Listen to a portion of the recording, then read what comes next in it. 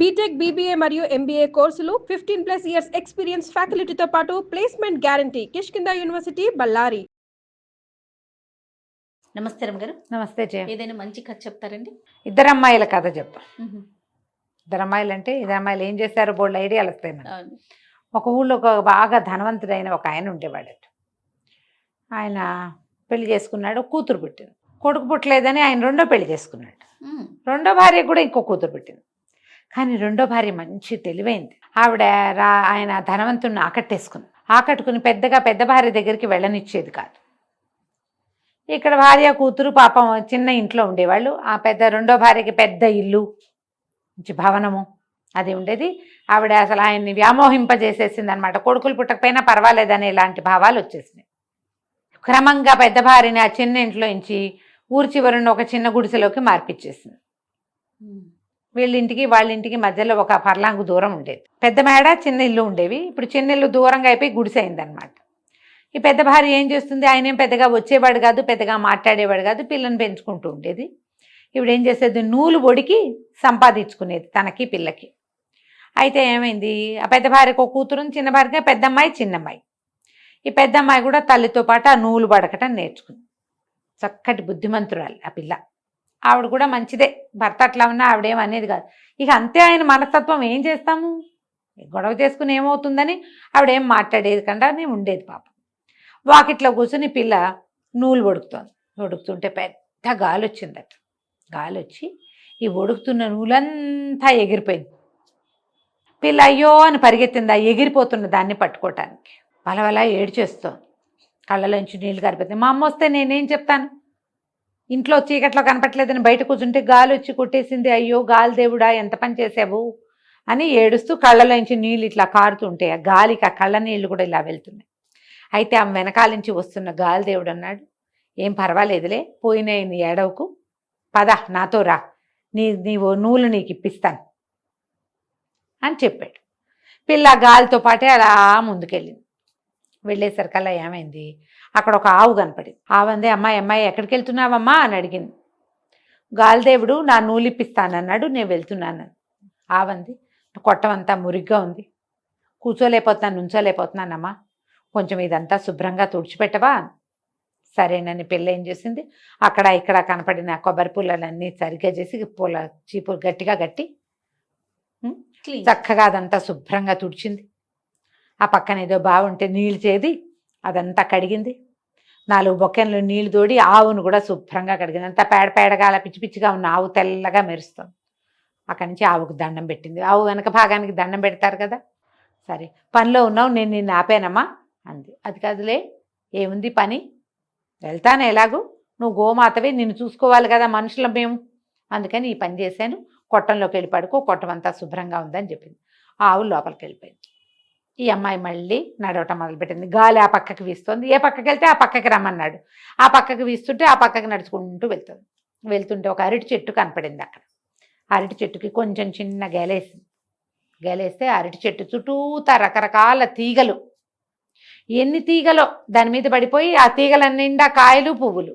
ఆ బరువు అంతా అరటి చెట్టు మీద బరువు పడకూడదు, అది వంగిపోతుంది. పడక్కమందంటే విరిగిపోయినట్టే. ఆ అరటి చెట్టు కేకేసిన, అమ్మాయి ఎక్కడికి వెళ్తున్నావు, నా దగ్గరికి రా, నాకు పని ఉందని. అరటి చెట్టు పీలుస్తోంది కదా, పాపం గేల కూడా వేసిందని దగ్గరికి వెళ్ళింది. ఈ చుట్టూతా ఉన్న తీగలన్నీ తీసేవా, నేను ముయ్యలేకపోతున్నాను, నా గేలే పడింది, ఇది చచ్చిపోతున్నాను నేను అనగానే పిల్ల ఏం చేసింది, కొంగు దొప్పుకుని ఆ చుట్టూతా ఉన్నవన్నీ మొక్కలన్నీ పీకేసి ఆ పైన ఉన్న తీగలన్నీ చేసి చుట్టూతా అరటి చెట్టు చుట్టూ ఏం ఉంచకూడదు, అదే ఉండాలి. అప్పుడు పిలకేసేసారు, అది గేలేసేసరికి పిలకేసి ఆ గెల వచ్చేసరికి పిలక ఎదుగుతుంది, దాని రకం అది కదా. గ్యాప్ లేదు అరటి చెట్టుకి, చుట్టూతా అంతా ఖాళీ చేసేసి చాలా నీకు ఇది సరిపోతుందంటే, సరిపోతుంది, నువ్వు ఎక్కడికి వెళ్తున్నావని.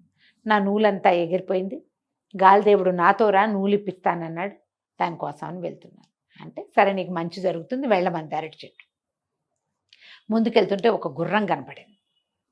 ఆ గుర్రం చెప్పింది, ఓ అమ్మాయి ఎక్కడికో పరిగెట్టుకుంటూ వెళ్తున్నావు, ఇట్రా, నా మీద ఈ జీన్ ఎంత బరువుగా ఉందో, ఈ జీన్ ఓడదీసి కింద పెట్టవా అని అడిగేసరికల్లా సరే. ఈ అమ్మాయి ఏం చేసింది, నువ్వెందుకు మొయ్యలేకపోతున్నావు అంది. నేను కడుపుతో ఉన్నాను, ఈ జీన్ బరువు మొయ్యలేకపోతున్నాను, వేసేసి వెళ్ళిపోయాడు రాజకుమారుడు, తీయి అది మొత్తం తీసింది. ఆ జీన్ తీయటం కూడా కష్టమే, పిల్ల నానా తంటాలు పడి ఆ జీను ఉడదేసి కింద పెట్టింది. గుర్రం అమ్మయ్య అని గాలి పీల్చుకుని, నీ దారి నువ్వు వెళ్ళు, నువ్వు ఎంతో మంచిదానివి, నాకు ఎంత సహాయం చేసావో అని బోల్డ్ మెచ్చుకుంది. సరే పిల్ల ముందుకు అట్లా వెళ్తుంటే ఇక గాలి ఏం చేసింది, ఒక పెద్ద బిల్డింగ్ లాగా ఉన్న చోటకి ఈ అమ్మాయిని తీసుకుపోయి లోపల అమ్మలగన్న అమ్మ ఉంది, నువ్వు వెళ్ళు, నీ నువ్వులు నీకు ఇస్తుందా అనేసరికి ఈ అమ్మాయి లోపలికి వెళ్ళింది. లోపల ఒక ముసలి మా అమ్మ కూర్చుని ఉంది, చక్కగా ఉంది ఆవిడ. ఈ అమ్మాయి గాలి అంత ఎగిరిపోయిందిగా, రాట్నము నూలు వడుకుతున్నది అన్నీ ఎగిరిపోయినాయి, అది పట్టుకుని ఇట్లా వడుకుతుంది. ఈ అమ్మాయి చూసింది, అమ్మ నా నూలు నాకు ఇప్పించవా అని అడిగితే, ఎందుకు ఇప్పించను, చక్కగా ఇప్పిస్తా, నువ్వు చూడు ఎప్పటి నుంచో రోడ్డు మీద ఉన్నట్టున్నావు, ఒళ్ళంతా దుమ్ము మురికి కొట్టుకుపోయినావు, నువ్వు పోయి ఇక్కడ కొలనుంది కోనేరులో స్నానం చేసిరా, 2 సార్లు మునుగు, 3సారి మునగద్దు, 2 మాటలే మునగాలి అన్నది. సరేనని పెళ్ళి ఏం చేసింది, వెళ్ళి నీళ్లలో మునగంగానే తెలుసుకుంది ఒళ్ళంతా తెల్లగా అయిపోయింది, తనకి చక్కగా ఉంది, నున్నగా మెరుస్తోంది.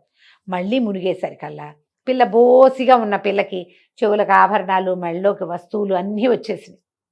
నీటిలోంచి బయటకు వచ్చింది, అక్కడ ఏవో బట్టలు పెట్టున్నాయి, కట్టుకుంది. వచ్చి ముసలమ్మ దగ్గరకు వచ్చింది. మళ్ళీ అమ్మ నా నూలు ఇప్పించవా, ఎందుకు ఇప్పించను, ఇప్పిస్తాను, ఎన్నాళ్ళైందో నువ్వు సరిగ్గా తిని, పక్కనే భోజనశాల ఉంది, వెళ్ళి శుభ్రంగా భోజనం చేసిరా అనేసరికి పిల్ల అక్కడికి వెళ్ళింది. ఆ హాల్లో బోళ్ళని పప్పులు, కూరలు, పులుసులు అన్నీ పెట్టున్నాయి. అన్నం ఉంది, పేటేసుకుని కంచం పెట్టుకుని అన్నం తిన్నది. అన్నీ తిన్నాక మళ్ళీ వచ్చి, అమ్మ నువ్వు ఎన్నో ఇచ్చావు నాకు, ఈ ఆభరణాలన్నీ వచ్చాయి, నీళ్ళలో మునిగేసరికి శుభ్రంగా తిన్నాను, పాపం మా అమ్మకి ఏమీ లేదు అంటే ఇవి నవ్వింది.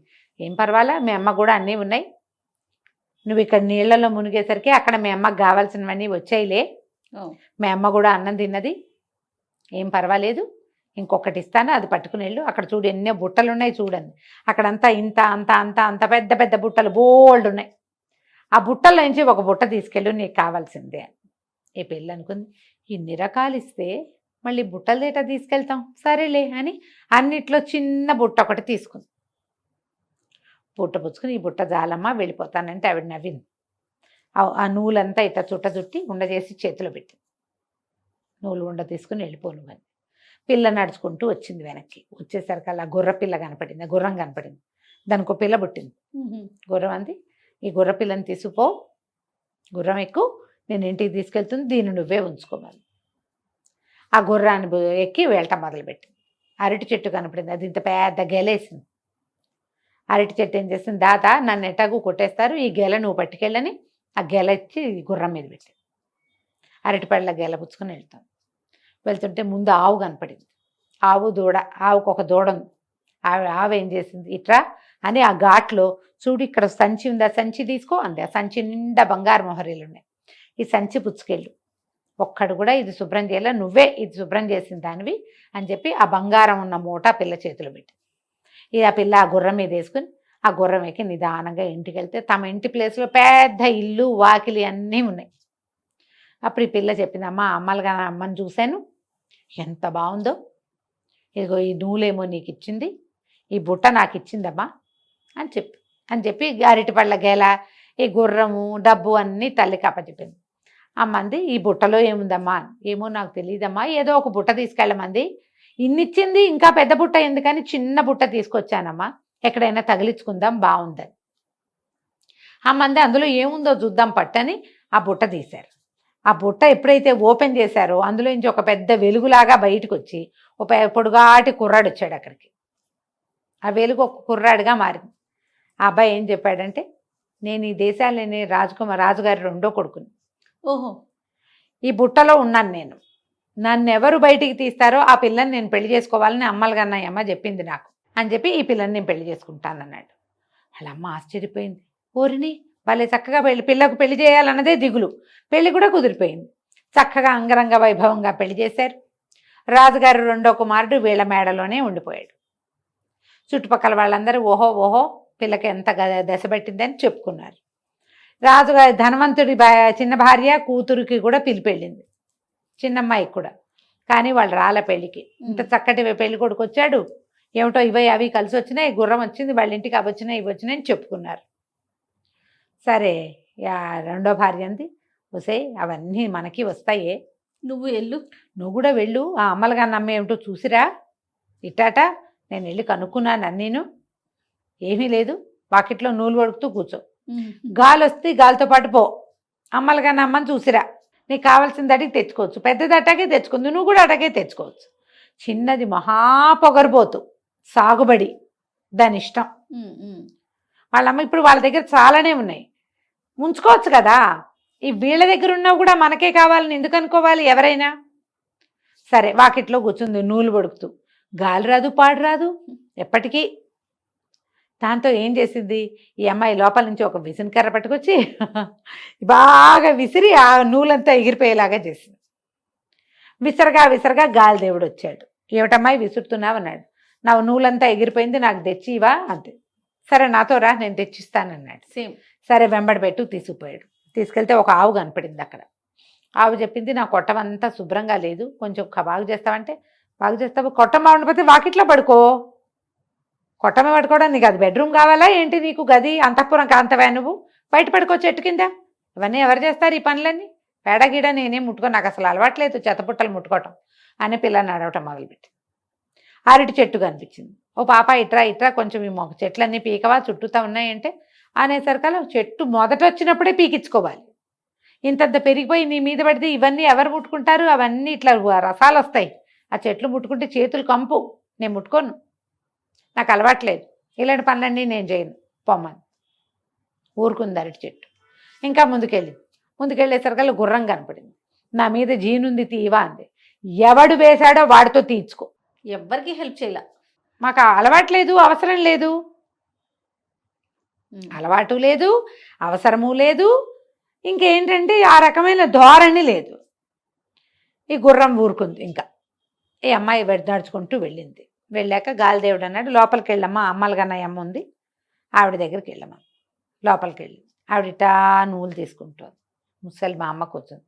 లోపలికి వెళ్ళింది. ఈ అమ్మాయి అటు ఇటు చూస్తుంది. అమ్మలుగన్నయ్య అమ్మ అంటే ఈ పిల్ల ఏమనుకుంది, ఈవిడ ఇటాగో కూర్చుంటుంది అనుకుంది. ఇవి చూస్తే ముసలిమామ ఉంది ఇక్కడ, ఈవిడే అమ్మలుగన్న అమ్మాయి ఉంటుందని దాని ఊహ కూడా రాల. లోపలికి వెళ్ళి, ఓ ముసలమ్మ నువ్వేనా అమ్మలుగన్న అమ్మవి, రేరే ఆవిడ ఎవరన్నా ఉందా అని అడిగింది. ఆవిడ నవ్వి, నేనేను అని. సరే మా పెద్దదానికి ఏవో ఇచ్చావు చాలా, నాకు కూడా ఏమైనా ఇవ్వు, అవి పుచ్చుకుని నేను వెళ్తా అంటే ఆవిడ నవ్వింది. అలాగే వెళ్ళి చెరువులో మునిగిరా, కొలంలో 2 సార్లు మునుగు అంతేనంత. సరే పిల్ల వెళ్ళింది, నీళ్ళల్లో మునిగింది. మునిగితే చక్క తెల్లగా మెరిసిపోయింది. బాగున్నాను అనుకుంది. రెండోసారి మునిగితే మామూలుగానే దానికి కొన్ని ఆభరణాలనే ఇంకా వచ్చినాయి, గజ్జలు అవి గల్లు గల్లుమంటూ. మూడోసారి మునిగితే ఏమిటో బ్రహ్మాండం పగిలిపోతుంది అనుకుంది. మూడోసారి మునిగింది. మునిగేసరికల్లా ఏముంది, మొత్తం నగ నట్ర అన్నీ పోయి మొహం నిండా కురుపులు, పొక్కులు, గడ్డలు, అక్కడక్కడ వెంట్రుకలు ఇన్ని వచ్చినాయి. నిర్ఘాంతపోయింది. అది లేచి బయటకు వచ్చింది. బయటకు వచ్చి, సో ఇదేమిటి నేను ఇట్ట తయారైన ముసల్దాన్ని, నువ్వు నన్ను ఏం చేసావే, నీ మొహం మండా అని తిట్టింది అమ్మవారిని. అమ్మలుగానమ్మని తిట్టేసరికల్లా ఆవిడంది, నేను చేసేదేముంది, నీకు నువ్వే చేసుకున్నావు, పో ఇక్కడి నుంచి బయటికి అని చెప్పి ఆ చేతిలో ఉన్న నూలుని ఇట్లా విసిరేసరికల్లా ఆ నూలు ఈ పిల్లని తరివేసింది. బయటికి వచ్చేసింది. ఆ బిల్డింగ్లో నుంచి బయటకు వచ్చేసింది. నూలే తోసేసింది అమ్మాయిని బయటికి. ఆ తోసుకుంటూ తీసుకొచ్చేసింది. నూలు ఇంకక్కడ నిలవనివ్వల. వచ్చేసరికల్లా వరుసగా కనపడ్డాయి గుర్రము, అరటి చెట్టు, ఆవు. వాళ్ళకి ఏ సహాయము చేయలేదుగా, ఏమీ ఇవ్వల. గాలితోటి నూలుతోటి తోయబడుతూ ఈ చిన్న అమ్మాయి వాకిలి ఇంట్లోకి చేరిపోయింది. వాకిట్లోకి వచ్చిన పిల్లని చూసి తల్లి గుర్తుపట్ల. అది మామూలుగా తెల్లగా అందంగానే ఉంటుంది, మరి నగా నట్ర పెట్టుకుని పిల్ల కళగా ఉంటుంది. కళ లేదు, కాంతి లేదు, మొహం నిండా గడ్డలు, మచ్చలు, మోచేతుల దగ్గర అక్కడ ఇంత పొడుగున వెంట్రుకలు. దీన్ని ఏం చేయాలో తెలియలా తల్లికి. ఏం చేస్తే ఇది క్యూర్ అవుతుంది? వాళ్ళ ఏడ్చింది ఆవిడ. ఇదేమిటి ఇటా అయ్యావు, ముందే బాగున్నావు కదే, ఉన్నవే ఉంచుకుంటే పోయేదే, అంతేగా అసలు ఉన్నవి కూడా పోయి ఇట్ట తయారయ్యావేమిటి అని బాగా శోకాలు పెట్టి ఏడ్చేసరికల్లా ఆ పిల్ల అలా బోమంది. ఏం జరిగిందో చెప్పమంటే తల్లి మొత్తం లిస్ట్ అంతా చెప్పింది. తల్లి కేకలిసి, నీకు వినయం లేదు, వందనం లేదు, అది వినయంతో సాధించుకుందే అంటే పిల్ల అడిగింది, నువ్వు నాకు ఎప్పుడైనా చెప్పావా వినయంగా ఉండమని? నీకు లేదు, నాకు నేర్పలేదు, నాకు రాదు, వెళ్ళకుండా ఉంటే సరిపోయింది, నాకేం వెళ్ళటం ఇష్టం లేదు, నువ్వే పంపించావు, దానికి వచ్చిందేదో నాకు కూడా రావాలని, ఇప్పుడు ఇట్టా వచ్చాను, నాకేం చేస్తావో చెయ్యి అంటే ఇవిడేం చేస్తుంది, లబోదిబోం అంటూ పోయి ఆ పెద్ద అమ్మాయిని అడిగింది, నువ్వు వెళ్ళిన చోటకే దీన్ని పంపించాను, ఇది ఇట్ట అయిపోయింది, నేనేం చేయను అని. ఆ పిల్ల ఏం చేసింది, సరే లేపింది చూద్దామని మళ్ళీ ఒకరోజు వాకిట్లో నూలు వడుకుతో కూర్చుని, దానికి అవసరం లేదు, గాలి వచ్చేసరికల్లా మా చెల్లిని మామూలుగా చేయమని అడిగి మళ్ళా వెళ్ళి చెల్లెల్ని వెంబడి పెట్టుకుని చెల్లెలతోటి ఆవుకి సేవ చేయించి, అరటి చెట్టుకి సేవ చేయించి, గుర్రానికి సేవ చేయించి వెంబడి పెట్టుకెళ్ళి 2 సార్లు మునిగించి దాన్ని మామూలు మనిషిని చేసి తీసుకొచ్చుకుంది. ఆ తర్వాత ఇంకెప్పుడు ధనవంతుడు తన పెద్ద భార్యను నిర్లక్ష్యం చేయలే. ఈ చిన్న భార్య కూతురు కూడా వీళ్ళతోటి చక్కగా ఉన్నారు. ఆ పిల్లకి మొగుడిని వాళ్ళే వెతుక్కున్నారు. అమ్మలుగా నా అమ్మ అయితే దానికి వరుణ్ ఇచ్చే ఉద్దేశం చేయలేదు. ఎందుకంటే ఇంతకుముందు ఏం చేసింది ఆ పిల్ల, ఆవిడ ఏదైనా ఒక బుట్ట తీసుకెళ్ళమంటే పెద్ద బుట్ట తెచ్చుకుంది. ఆ పెద్ద బుట్టల నుంచి ఒక తాచుపాము వచ్చింది. ఓహో. ఈసారి ఏమీ జరగల అలాంటివి. ఇంటికి వచ్చాక తర్వాత అది మామూలుగా అయిపోయింది. ఇంకా ఈ పెద్ద అమ్మాయితోటి పంతం ఏమీ లేదు. జీవితం మాత్రం మెల్లిగా బాగుపడింది. అందుకని ఎప్పుడు కూడా ఎవరికైనా లభించిన దాన్ని చూసి మనకున్నది చాలదు అలాంటిది కావాలనుకోకూడదు. వాళ్ళలాగా కాదు, మనలాంటి దారిలోనే మనం వెళ్ళాలి. మనం పిల్లలకి అది అర్థమయ్యేలాగా చెప్పాలి. వాళ్ళకుంది నాకు కావాలి అనకూడదు. వాళ్ళది వాళ్ళదే, మనదే మనదే. దానికోసం సరదాగా ఈ కథ చెప్పచ్చు. తప్పకుండా అండి. నమస్తే. నమస్తే జీ.